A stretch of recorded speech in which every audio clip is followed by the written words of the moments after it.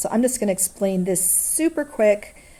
So you've heard about momentum, maybe. Like that dude had a lot of momentum when he crashed into that wall. I don't know, just thinking about, I don't know, videos you see on Reddit or something.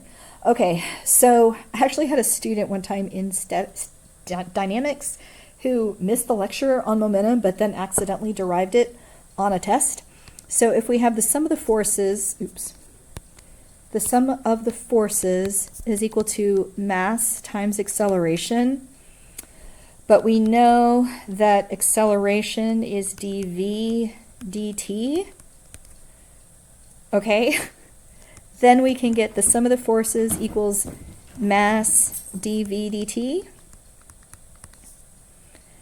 and we can move the ddt to the other side. Actually, this isn't what your book is doing at all.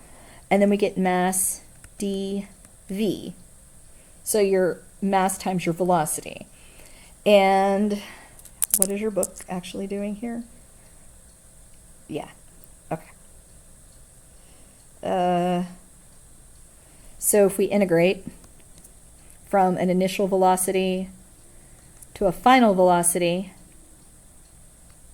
and from an initial time to a final time, this isn't what your book is doing at all, but the m comes out because it's constant. So you got mv, actually, I'm not going to skip any steps because I'm already going off crazy here. So I have this integral. Now, if the sum of the forces, let's just pretend that the sum of the forces aren't dependent on time. Let's pretend the forces are independent of time, just to make it easy. Easy. This is the easy way, guys. And the mass is independent of velocity, so it can come out, which obviously wouldn't be true if this was a rocket, because rocket loses mass as it gets up. So this just becomes T2 minus T1 equals mass V2 minus V1, and V1, like, what are you doing, and why are you doing this? Okay? So if I move this over here, I get mv1 plus the sum of the forces times however much time it took equals mv2. Okay, and this is basically impulse. Well, actually, this is momentum. This is your initial momentum. This is your impulse. And this is your final, I can't spell. And this is your final momentum. So actually I had a student who derived this on a test because he wasn't paying attention, but I guess you don't have to pay attention when you can derive this on a test. But this is what I was talking about when I said, you know, if I know how long you're pushing on that ball, and then we can take into account your initial velocity of the ball, how hard you push on it, how long you push on it, and then that can tell me the final velocity of the ball.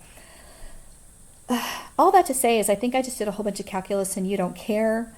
But yeah, you really don't care. So actually your book does it backwards. It gives you this and then it works it backwards to F equals ma, but that's not actually how it works. You actually in real life start at F equals ma and you derive momentum. So that was cute. Yeah, so momentum and velocity and all that kind of stuff are totally related, and we're, I think, going to do a whole other section on momentum. I really should know what we're doing in this class.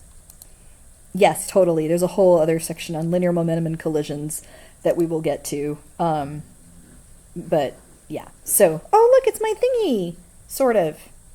See, there's the integral f dt, except then they didn't take the f out and they made it dependent upon time. But look, I just did that, and you're not going to need to know it for a while, but looky, yay.